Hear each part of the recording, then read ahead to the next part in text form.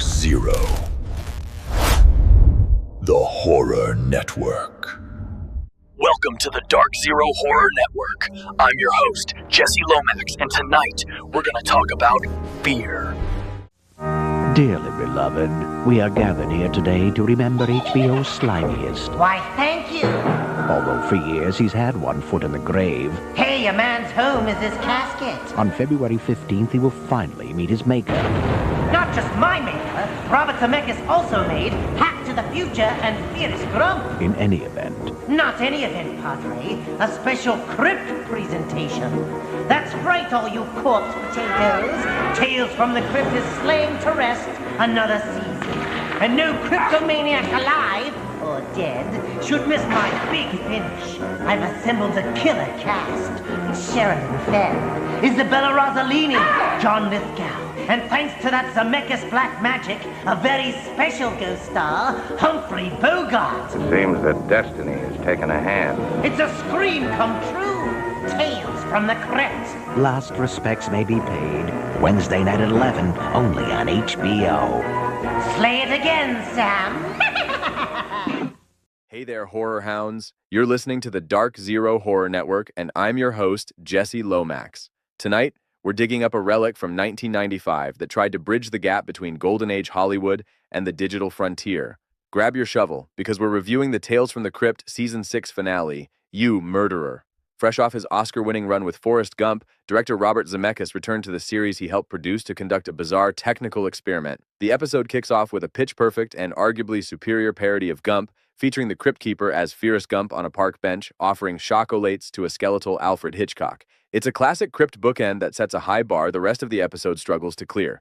The plot is a classic noir riff based on shock suspense stories Doctor and 14.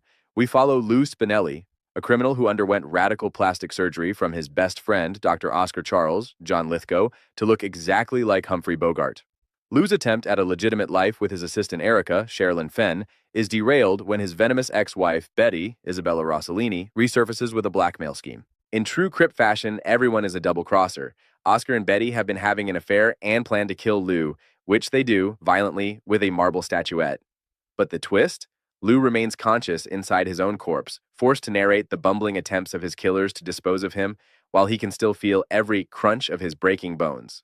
This episode is famous, or perhaps infamous, for being the first to resurrect a dead actor for a starring role using CGI.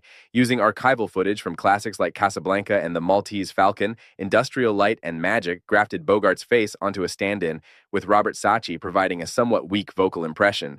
To hide the technical limitations, Zemeckis shot the entire episode from a first-person POV, meaning we only see Bogey in mirrors or reflections. By today's 2026 standards, the effects look like a talking cat video. The face often looks like a static photo poorly pasted onto a moving body, landing squarely in the uncanny valley rather than being genuinely impressive. John Lithgow is gloriously hammy as the murderous plastic surgeon, injecting energy into every perfunctory line. Isabella Rossellini is the highlight, looking and sounding so much like her mother, Ingrid Bergman, that it feels genuinely eerie, especially when she delivers lines that directly spoof Casablanca.